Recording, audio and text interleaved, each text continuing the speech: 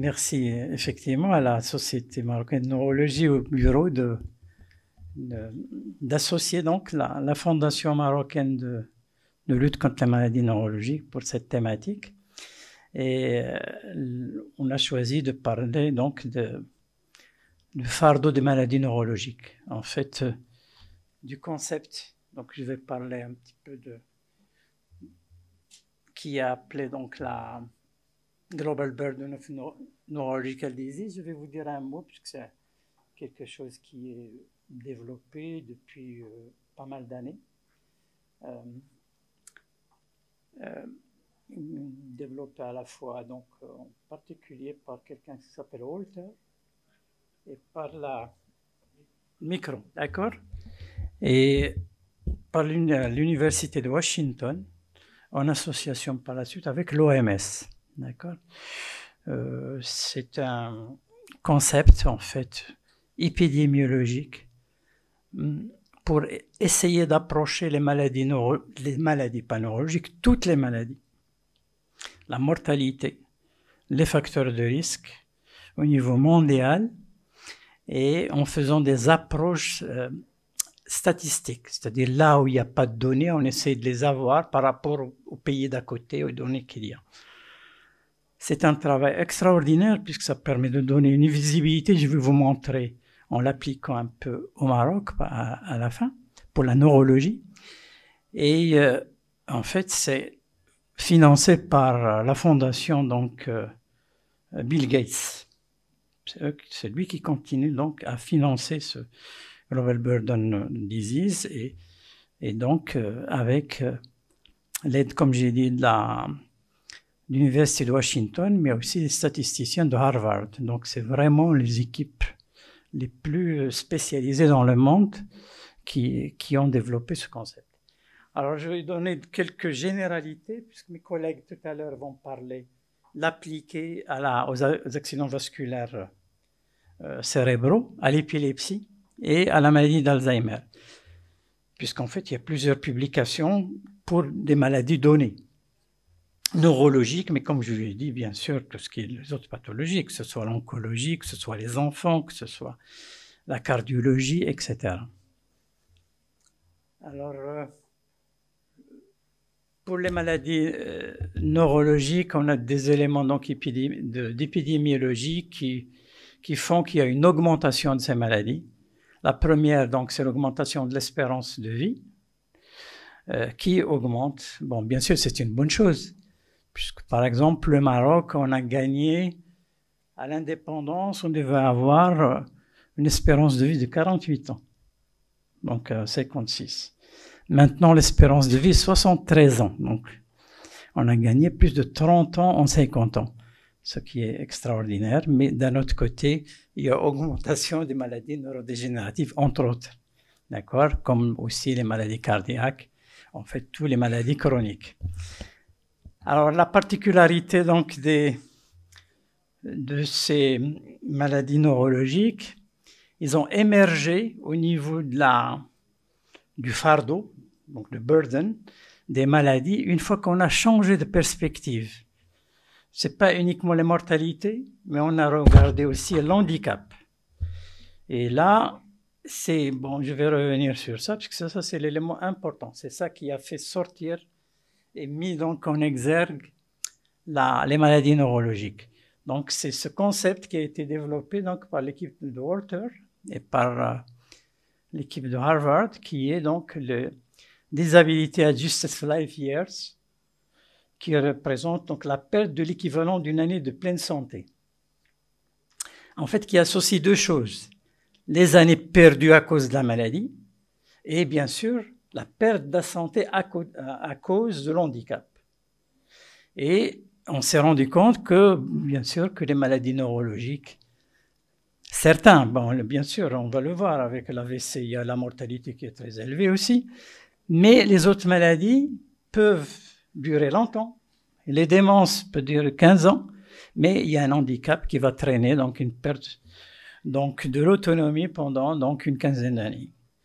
Autre chose sur laquelle je voudrais peut-être aussi insister, c'est le fait qu'on a Et là, on n'a pas du tout de visibilité dans la majorité des pays en voie de développement sur la perte d'autonomie des enfants, que ce soit à cause, bien sûr, de tout ce qui est maladie en rapport avec l'accouchement, et donc en rapport avec les suivis de grossesse, les maladies donc malformatives, ou les maladies plus spécifiques qu'on appelle les maladies neurodéveloppementales.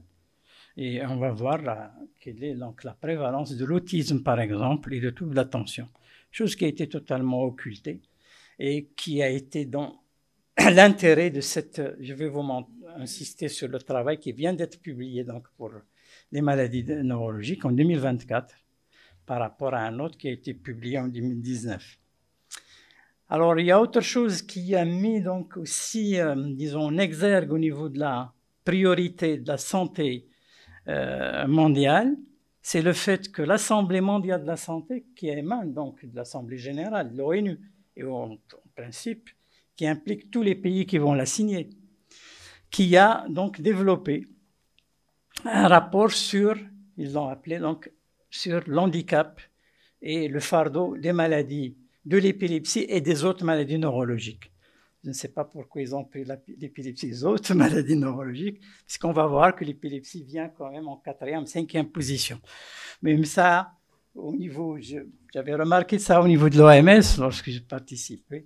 Il y a aussi des rapports de pouvoir, des gens qui sont là, qui ont plus de poids par rapport à d'autres et qui imposent un certain nombre d'idées.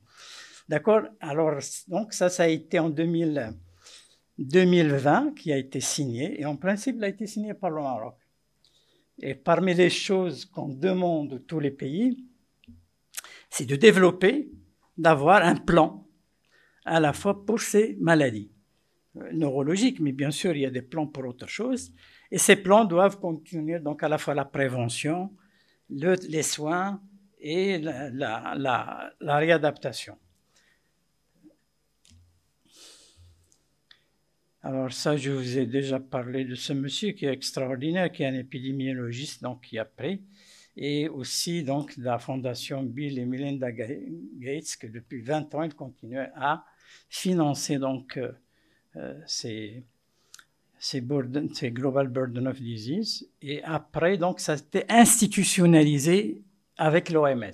Donc ça, c'est aussi une idée importante. Alors, bon, là, j'ai parlé, donc il y a aussi un autre épidémiologiste qui est connu, en particulier tout ce qui est AVC, mais qui s'est impliqué dans donc, le fardeau en général, qui s'appelle Feijin, qui est quelqu'un néo-zélandais, qui a fait pas mal de travaux d'épidémiologie sur les AVC, donc parmi les meilleurs, et qui est impliqué. Donc d'ailleurs, ça a été publié l'année dernière aussi. Le stroke au niveau international, on m'avait demandé de participer. Alors ces travaux, il y a souvent entre 300 et 400 chercheurs qui sont associés donc, à l'équipe de Waters. Alors, donc, par rapport au premier travail qui a été fait, qui a concerné que 15 maladies, donc 16, tout ce qui est trouble donc, et séquelles de l'enfant, malheureusement, n'a pas été impliqué. Et tout ce qui est troubles neurodéveloppementaux n'a pas été impliqué. Pour un pays, j'ai essayé de regarder, on est 36 millions, 37 millions, mais on doit avoir minimum 16 millions de gens qui ont moins de 18 ans, des enfants.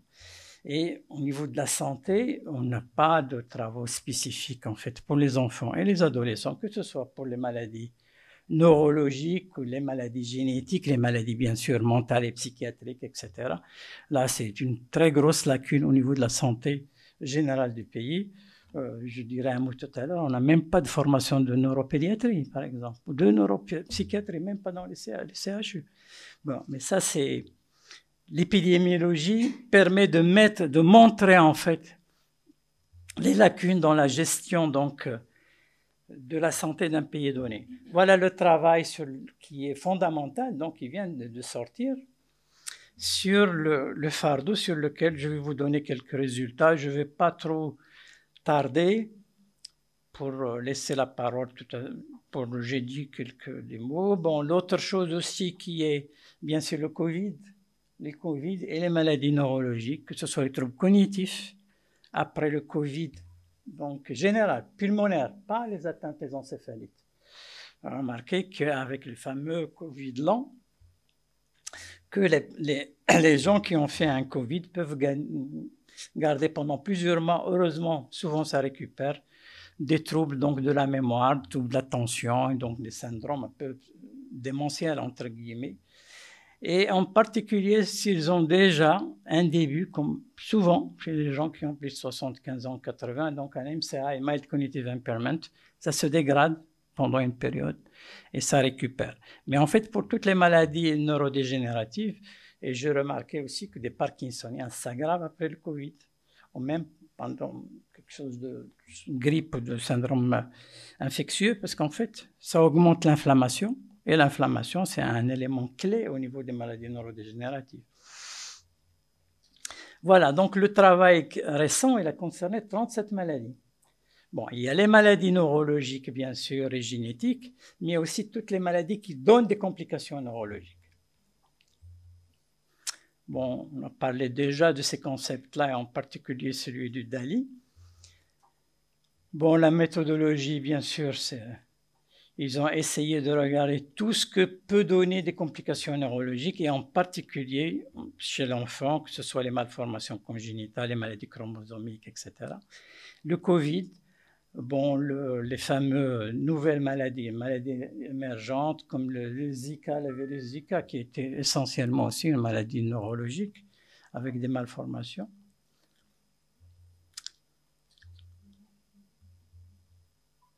Alors, je vais en particulier vous essayer, bon, vous ne voyez rien peut-être sur ce tableau, qui est essentiel. J'ai essayé de le résumer en essayant, en fait, c'est la fréquence des fameux DALI en fonction des maladies et dans les pays ou les régions. Alors, le Global Burden of Disease, ils ont classé les régions au niveau international en 7, en mettant les pays dans haut niveau donc, économique, les pays donc, bien sûr de faible niveau économique et par région. Alors, j'ai essayé de regarder, donc ça c'est le tableau, ce qu'on a tiré du tableau. Là, j'espère que vous voyez un peu mieux. Oui, c'est un peu petit. Donc, au niveau global, vous voyez un peu? Au niveau global, voilà les maladies les plus fréquentes neurologiques. Le premier, c'est donc le stroke. Le deuxième, c'est les encéphalopathies néonatales. Lorsqu'on dit global, il ne faut pas oublier que les 4/5e, ce sont des pays en voie de développement. Si vous mettez l'Inde et l'Afrique, etc. Alors, le troisième, c'est les migraines. Le quatrième, c'est les démences. Et puis, la neuropathie diabétique. Parmi les maladies neurologiques les plus fréquentes au niveau épidémiologique, ce sont les neuropathies périphériques. Et en premier, les neuropathies diabétiques. Puis les méningites, qui restent fréquentes, bien sûr, l'épilepsie, et puis les malformations donc, du tube neural. C'est bon, essentiellement dans les pays donc, en voie de développement en Afrique, mais même chez nous. Et c'est directement en rapport avec les déficits donc, en acide folique. Et donc, on peut les prévenir si on a une politique de santé. Après, aussi, l'autisme, il vient donc en 9e position. Bon, je vais vous citer puis aller après. Donc, il y a les cancers aussi, tout ce qui est neuro-oncologie. On l'oublie, là aussi, c'est un côté qui est malheureusement tout à fait occulté chez nous. Et lorsqu'on dit neuro-oncologie, vous avez tout ce qui est cancer primitif du cerveau, glioblastome et autres, mais bien sûr tout ce qui est métastase des cancers, surtout avec la survie actuellement des traitements des principaux cancers, que ce soit le sein, que ce soit la prostate, etc.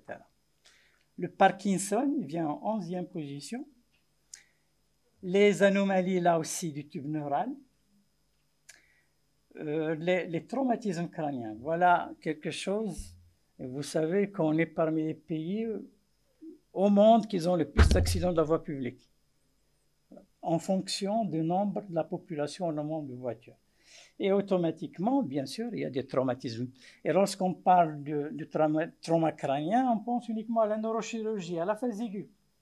Alors que tous les gros problèmes, et aux États-Unis qui travaillent sur ça depuis plusieurs décennies, ils appellent concussion, et dans toutes les réunions d'Académie américaine de neurologie, il y a des séances, des séquelles cognitives du traumatisme crânien, bien sûr les accidents de la voie publique, chez eux le football américain, et chez eux aussi, puisqu'ils sont partout dans le monde, les guerres qu'ils mènent. Donc ça aussi, c'est une grande pourvoyeuse de traumatisme crânien. Et là, c'est totalement un noir chez nous. Il n'y a pas de prise en charge, bien sûr. Il y a pas. On va parler de la neuroréhabilitation, donc tout ce qui est réhabilitation, entre autres, donc des traumas crâniens. Bon, après, qu'est-ce qu'il y a avec les traumas crâniens aussi, les traumatismes médulaires. D'accord. Spinal cord injury vient en 17. Loin devant donc la sclérose en plaques. Alors la sclérose en plaques, il est en 26. D'accord. Et là, c'est les billets, l'intervention des laboratoires, d'accord, des médicaments qui font qu'une maladie devient très importante parce qu'il y a derrière les laboratoires et l'argent des laboratoires. Alors que là où il n'y a pas d'argent, c'est occulté. Alors, j'ai regardé, puisque au niveau, disons, de l'épidémiologie de la santé mondiale, est-ce qui est global, est-ce qui est dans les pays donc de haut niveau économique. L'Europe, en particulier l'Europe occidentale, puisqu'il y a l'Europe orientale, c'est différent au niveau épidémiologique. L'importance de regarder l'Europe occidentale, c'est que c'est relativement homogène. Relativement. Bien sûr, des pays comme le nord de l'Europe, c'est différent du sud de l'Europe, puisqu'il y a le sud, que ce soit l'Espagne, le Portugal, etc. Il y a beaucoup de retard au niveau économique et au niveau de la santé. Mais ça permet de regarder, d'accord, un petit peu. En fait, on trouve la même chose qu'au niveau global, sauf qu'il y a, j'ai mis en rouge donc les lésions médulaires, et puis sinon, les autres maladies néonatales, bien sûr, deviennent moins fréquentes.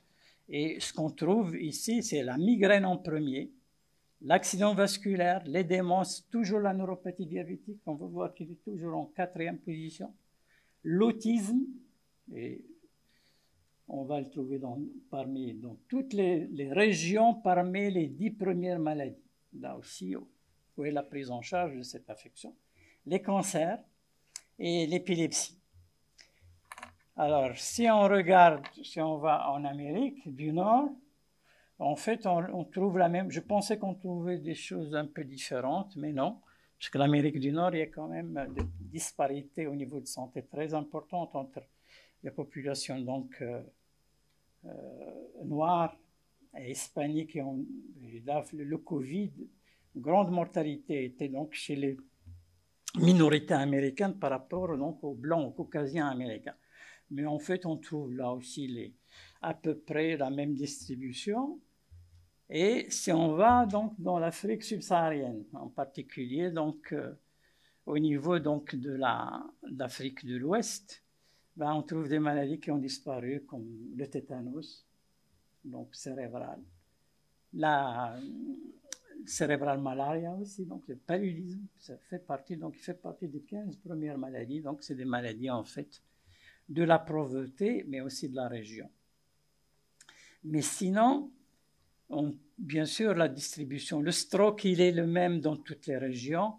Et par contre, la démence, il est en 5e position. Et même en Afrique subsaharienne, vous avez aussi la neuropathie diabétique qui fait partie des maladies les plus fréquentes.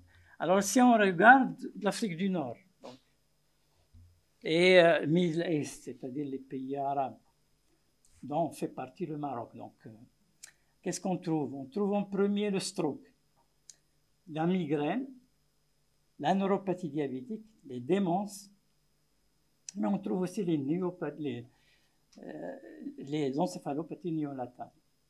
Autrement dit, bien sûr, les accouchements, les grossesses et surtout les accouchements. Et là, on sait qu'on a un gros déficit par rapport à la mortalité donc, des femmes en couche et par rapport donc, aux souffrances cérébrales et aux mortalités néonatales et des séquelles lorsqu'il n'y a pas de mortalité et en particulier avec les déficits qu'on a au niveau rural, donc au niveau du milieu rural.